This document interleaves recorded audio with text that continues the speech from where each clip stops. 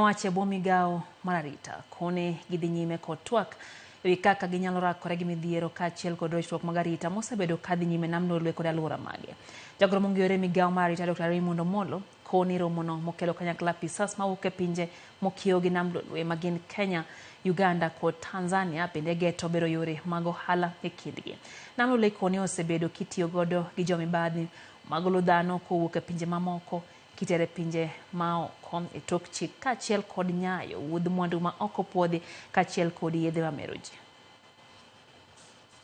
So we are looking at how to coordinate better, how to build capacities,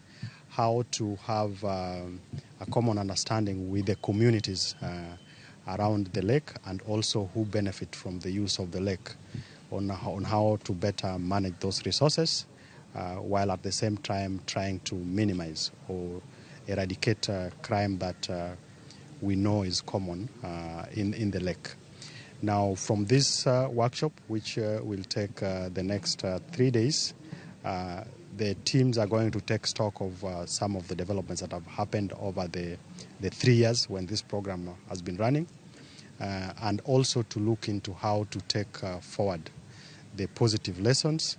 as well as to also have an opportunity to visit parts of Mombasa County that are involved in similar activities.